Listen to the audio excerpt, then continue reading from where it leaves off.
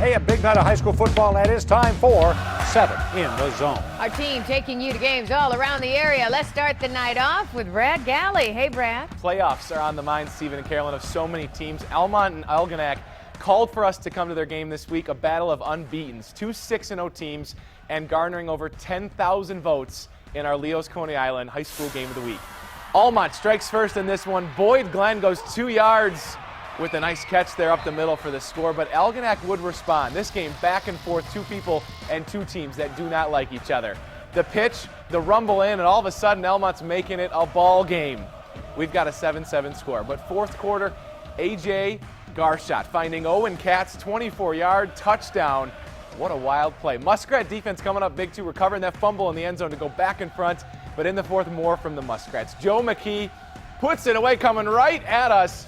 21-7 the final, and Agonac stays undefeated against their rival. I'm just happy for our kids and for our community. Everybody's behind us right now, and it's a great feeling for everybody. So I kind of feel like I'm speaking on behalf of the whole community right now. All the hype beforehand was fantastic. It actually made it tougher on us because we got to keep the kids focused on what they're doing on the field, and they did a great job of that too. So. The night going, some schools don't like each other much, going head to head. They've got more highlights. Hey guys. And you have a bit of a personal connection with this next game that you're about to tell us about? Yes, I certainly do. I played at St. Clair High School, and of course we shared our stadium with Marine City, so that game, when we played each other on both of our home fields, meant a little bit more. Check out the action to this one with some teams that feel my pain. That would be Canton and Plymouth. First half action, the ground game churning for the Chiefs. Sanders Marcus, like a pinball. Look at him getting the end zone, takes the extra cheap shot, but that's okay, still counts as 6. 13-3 lead for the Chiefs. But the listed home team, the Wildcats, battle right back. The counter draw play, run to perfection. Cameron Stella, 60-plus yards, 13-10. But just before the break, if it works once, it'll work again. Look at that. Who knew he had the ball? Nobody. And that's why he's gone all the way to the end zone. But Plymouth has a huge second half and wins it, 31-20. All right, get ready for a little deja vu in this one. Troy hosting Clarkson. Clarkston's Milan Erickson gets the ball. They're trying to get him down, and they cannot. He goes 54 yards into the end zone for the touchdown. And then, I've said his name before, Nolan Erickson. Again, the ball carrier there into the end zone adds another touchdown. And then again.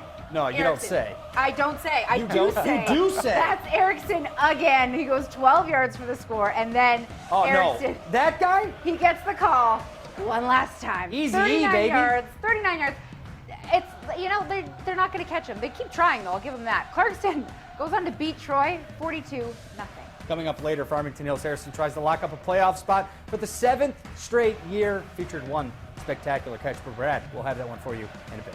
All right, guys, thanks so much. Unbeaten Monroe St. Mary Catholic visiting Milan. Opening drive, Justin Cavarino, minute in, busts up the middle and 80 yards. He is gone. 7-0, but Milan in similar fashion. Trace Lindman, 60 yards. He goes back the other way, rumbles all the way to cap off his team's first drive.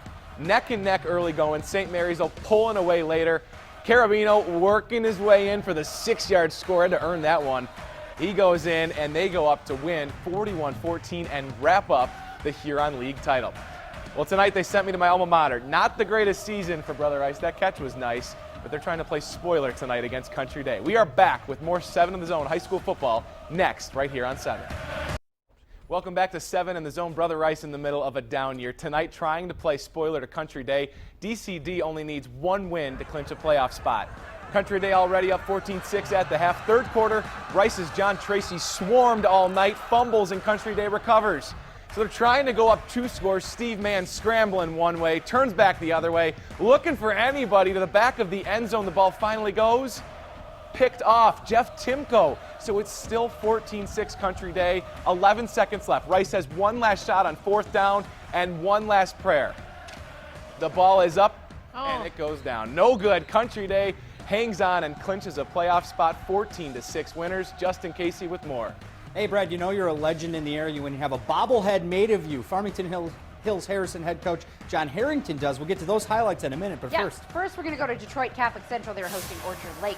St. Mary's tonight. Let's get right to the action in this one. Pick it up in the fourth after an interception. St. Mary's, Justin Murick scores a 26-yard touchdown to make it 14-0. Catholic Central making it interesting with 30 seconds left. Austin Brown scampers, and he gets into the end zone, makes it 14-7. Shamrocks need to recover the onside kick to stay alive.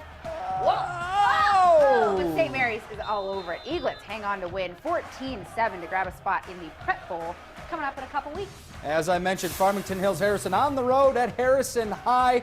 Hawks on the drive. Anthony Giovanni with the long toss to Cordell Agee on the sideline. He finds his way into the end zone. 13-6 Hawks. Harrison comes back, maybe the catch of the year. Check this out.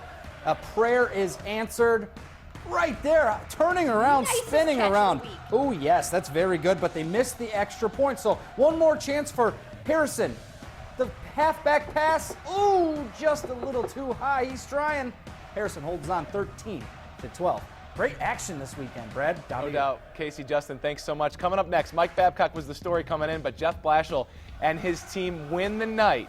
We've got Red Wings highlights, but first we go to break with some scores, including Allen Park cruising to a playoff spot. We're back.